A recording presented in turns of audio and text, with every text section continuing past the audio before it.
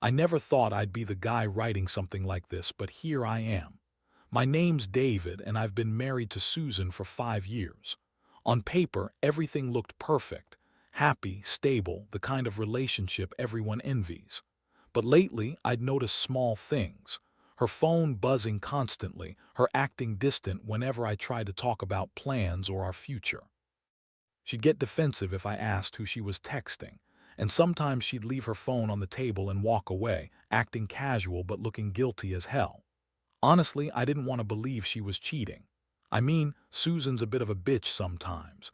She's bitchy, sarcastic, quick to insult and dismiss others, including me. But I always thought that was just her personality.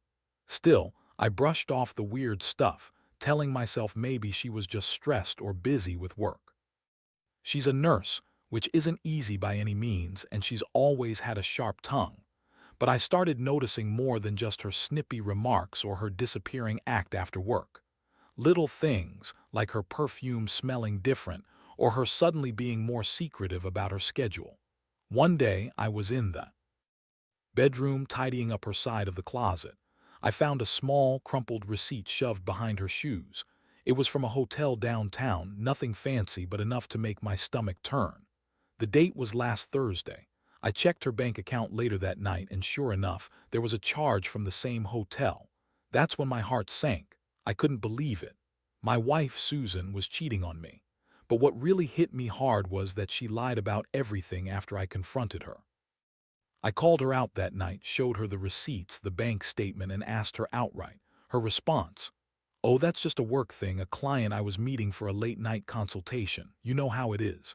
You're so paranoid you always jump to conclusions." She smirked and rolled her eyes, acting like I was crazy, but I wasn't stupid. I knew what I saw. I knew she was lying. That's when the shock set in. I felt like I'd been punched in the gut.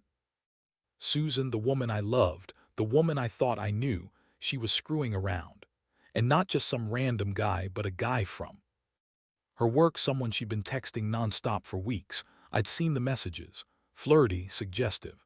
They'd been talking about sex, about how they couldn't keep their hands off each other. I read all of it late at night, trembling with anger, betrayal, and heartbreak. I felt like I didn't even know her anymore. How could she do this? After everything, she still lies about it. I wanted to scream, to call her out on her bullshit, but I just sat there, stunned. My mind raced, trying to process what was happening. I kept thinking, how long has this been going on? Did I miss the signs? Did I ever really know her? The anger simmered, but underneath that there was a deep sadness, knowing the woman I trusted was capable of such betrayal. It felt like my entire world was crashing down, and I wasn't sure if I'd ever be able to fix it or even want to. After I found out, everything changed in an instant. I couldn't sleep that night, replaying the evidence in my head over and over. The receipts, the messages, her dismissive attitude when I confronted her. I kept asking myself how she could lie so easily, how she could go behind my back, and worse, how she could do it with someone she worked with. The guy from her office. Someone I knew she'd always been close to, but I never suspected it would go this far. I remember that night vividly. I sat in our living room, staring at her phone, which was blinking with new notifications. Every buzz felt like a punch to the gut. I knew I shouldn't have looked, but I couldn't help myself. I had to see if she'd lied again. And sure enough, there they were, more messages, more flirting, more "I can't wait to see you tonight" type stuff. It was like a punch straight to my chest. My stomach twisted. I felt humiliated, furious, and broken all at once. I decided I needed to see her. I waited for her to come home, trembling with a strange mix of rage and heartbreak. When she finally walked through the door, she looked smug, like she knew she'd gotten away with it. I didn't hold back. I confronted her immediately, caught her off guard. I threw the receipts and the messages on the table and just stared at her. She looked surprised at first, then irritated. "What are you doing? Why are you throwing a fit?" "It's nothing," she said, crossing her arms, trying to act like it was no big deal. But her voice cracked slightly and her eyes darted away. That's when I knew she was lying. I could see the guilt in her eyes, the way her face twitched when I mentioned the hotel. "Nothing," I echoed, voice trembling. "You've been sleeping with that guy from your office, haven't you? You've been lying to me this whole time. How long has this been going on?" Her reply was snappy, dismissive. Oh, please, David, you're overreacting. It's just sex, a little fun. You're so fucking insecure. I don't owe you an explanation. She spat out those words like venom, her face twisted in anger. I felt like I'd been punched again. How could she be so callous? She was lying through her teeth, trying to make me feel like I was crazy, like I was the one at fault. Despite her attitude, I saw the truth in her eyes. She knew she had crossed a line and she didn't care. But that night I didn't argue further. I just sat there feeling a mix of heartbreak and rage. I couldn't believe I'd been so blind. I'd always thought we had something real, something worth fighting for. Now it felt like everything was a lie. In the following days, my mind kept circling back to the betrayal. I felt humiliated, like I'd been played for a fool. But mostly I felt the sharp sting of loss. I loved her, or at least I thought I did. And now I wasn't sure who she really was. The woman I married, the woman I trusted, had been cheating on me, lying to my face and acting like I was crazy for catching her. It was a brutal blow, and I knew things could never go back to how they were. But I also knew I had to decide what to do next. I couldn't keep going like this, living in the shadow of her lies. The days that followed were a blur. Every morning I woke up with a knot in my stomach, and every night I went to bed feeling more lost than the night before. I kept replaying that confrontation, trying to find some kind of clarity, some reason for her betrayal. But all I could see was her smug face, her lies, the way she dismissed everything I said like I was just some insignificant inconvenience. Honestly, I was furious, but beneath all that anger I felt a deep, aching sadness. I loved her, at least I thought I did, and now I questioned everything. I knew I needed to do something about it. I couldn't let her keep pulling this crap, acting like she was entitled to cheat and lie without consequences. But I also knew I was dealing with a bitchy woman who loved to manipulate. Susan was always good at twisting things around, making everything my fault, blaming me for her bad behavior. She'd always been a master at deflecting responsibility, and I had no doubt she'd try to spin this whole thing into some kind of victim story. One night, I decided I'd had enough. I set up a camera in the living room, just to see if I could catch her in the act if she tried to deny her cheating again. I didn't want to be the guy who just blindly accused her. No, I wanted proof.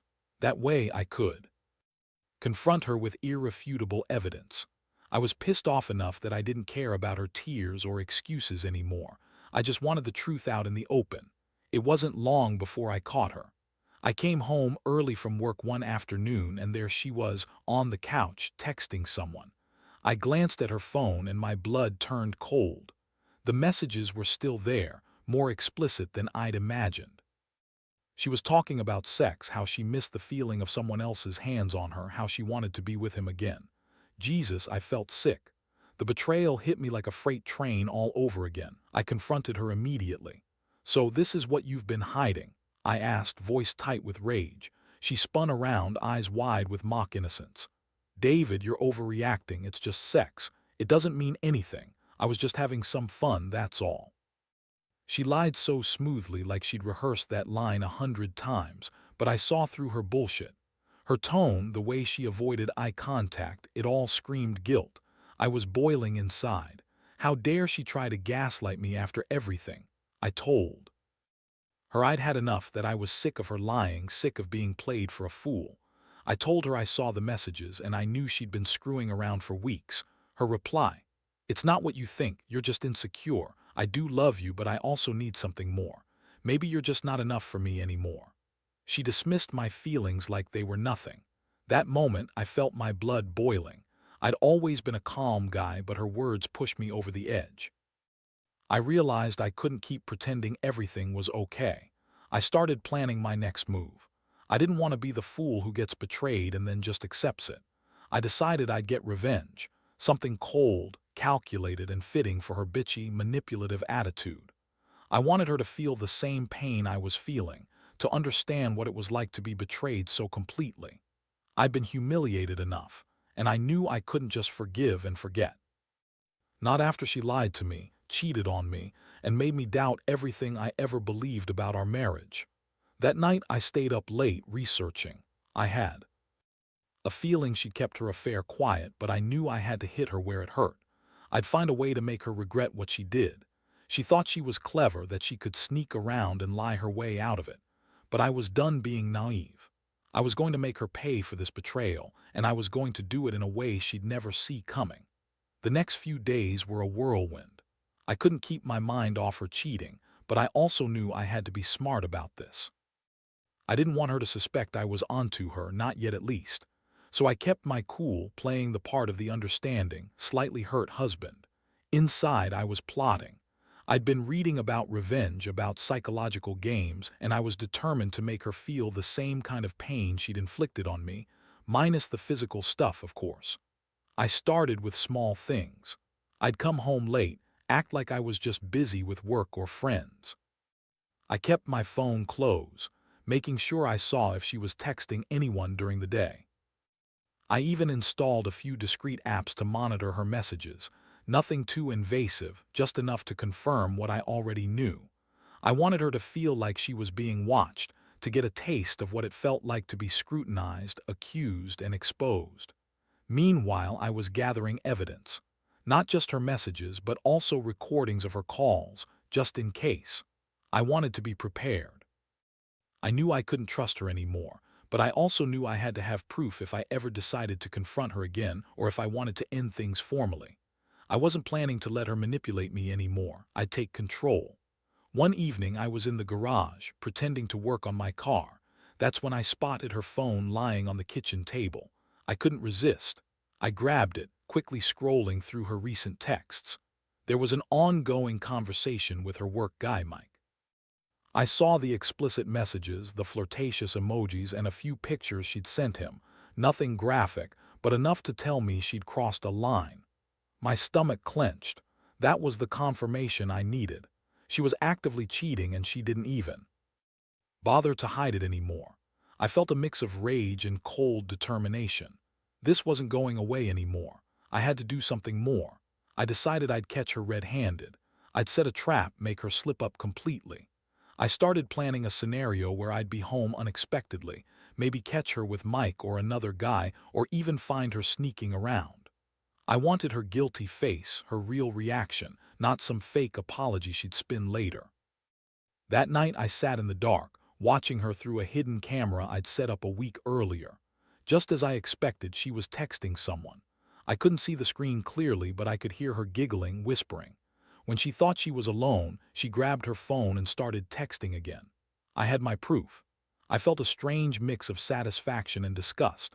Satisfaction because I was finally onto her, and disgust because I was the fool who trusted her even for a second. So I waited. I waited until she'd fallen asleep, then I took her phone, grabbed the evidence, and deleted everything else. I wanted her to know I was serious. I wanted her to feel exposed, cornered, and scared. That's when I realized I'd be doing this my way, from the shadows, slowly, patiently. I'd break her down emotionally, make her realize that her lies and betrayal weren't going to get her anywhere, not anymore. I was done being the naive husband who turned a blind eye. Now I was planning my revenge, and I was going to make sure she paid for what she did. After I collected enough evidence, I knew it was time for the big confrontation. I wanted her to understand that I wasn't just going to walk away, that I was willing to go all the way to make her feel what I'd been feeling: humiliated, betrayed, and powerless. I arranged to be home early that evening, pretending everything was normal. Inside, I was anything but normal. I was nervous, angry, and oddly calm, like I was gearing up for a battle I knew I couldn't lose. She was acting even more bitchy than usual that day, snapping at me over nothing, throwing little digs about my work, about my friends. But I kept my composure. I knew her mind was racing, trying to figure out what I knew or what I might do next. Finally, I couldn't hold back anymore. I pulled out the evidence, her messages, the recordings of her talking with Mike, the photos she'd sent him. I laid everything out on the coffee table, my hands trembling but my voice steady. "You lied to me," I said, watching her face twist into a mask of defiance and guilt. "You thought you could cheat, hide it, and I'd never find out. Well, I did. I found out everything. All those secret texts, the hotel, your little affair. This is who you really are, Susan. You're a bitchy little liar who thinks she's above everyone else." She stared at me, trying to act like she wasn't fazed, like it was no big deal. David, I don't know what you're talking about. You're just paranoid. I was just having some fun, that's all. Maybe you're jealous or you're insecure like always. You don't own me. Her voice was icy, but I saw the tremor in her hands.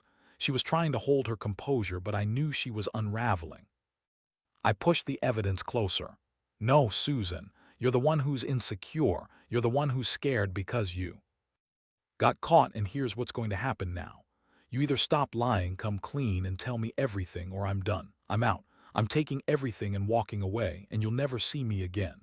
Her eyes flashed. You're doing this over sex. You're so insecure, Dave. Honestly, I don't know why I married you in the first place. You're nothing but a jealous, insecure little man who can't handle a little fun. You're so pathetic. That was the final straw. I felt a rush of anger and disgust.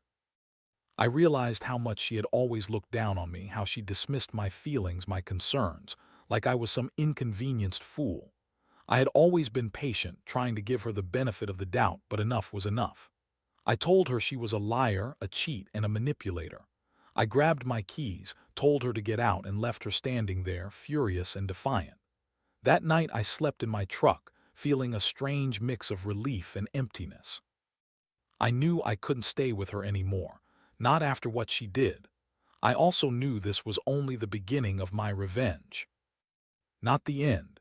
She thought she was clever, that her lies could keep her safe, but I was just getting started.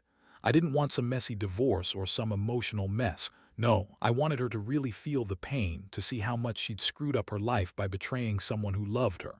In the morning, I filed for divorce. I wanted to cut all ties and start fresh. Honestly, it hurts like hell, but I also feel a strange sense of liberation. The woman I loved turned out to be someone I barely recognize, a bitch who thought she could cheat, lie, and walk all over me. But I learned something from all this. Don't ignore the signs. Trust your instincts. And if someone betrays you, don't let them get away with it. Make sure they pay in a way that hits them where it hurts. The aftermath has been a roller coaster, no doubt. The divorce is finalized now, and I've moved out of the house. It's been tough, no question. There's this emptiness that lingers, a void where I once believed I had something real. But honestly, it's also a relief. I feel like I've taken control of my life again, even if it hurts like hell to admit that I've been betrayed so badly. What's surprising me the most is how much clearer everything seems now. I used to be blind, trusting her blindly, thinking that love alone could hold us together. Turns out, love isn't enough when someone is just using you. I see her for what she really was, a manipulative, bitchy woman who thought she was above the rules. And I see myself a little differently too. I was naive, yes, but I also let her walk all over me because I didn't want to believe the worst. Now I know better. Looking back, I realize I should have trusted my instincts from the start. The small signs, they seemed insignificant at first, but they added up. The secretive texts, her dismissiveness, the hotel receipts, those were all red flags. I wish I'd pushed harder before it got to this point, but I guess you learn the hard way. I also learned that revenge isn't about revenge at all. It's about reclaiming your dignity and setting boundaries. I didn't lash out in anger just to hurt her. I did it to make her understand that betrayal has a cost. I've been working on myself, trying to rebuild what's broken. I've gone back to therapy, started focusing on my career, and taken up hobbies I'd neglected, things that make me feel alive again. It's not easy, but I know I'll come out stronger. I don't regret what I did in the end. It hurt, yeah, but I needed that closure. I needed her to see that she can't just lie and cheat without consequences.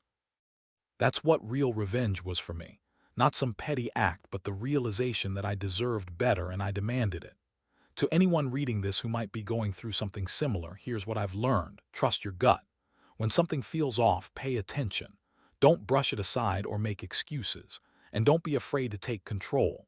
Confrontation isn't about revenge for its own sake. It's about revealing the truth and reclaiming your peace. Sometimes that means walking away or starting over. It's painful, but ultimately it's worth it. I don't hate Susan, not anymore. I pity her honestly. She threw away something good for fleeting thrills and shallow lies. But I'm done mourning what I lost. I'm focusing on myself now, building a new future. One where I don't have to wonder if the person I love is secretly betraying me.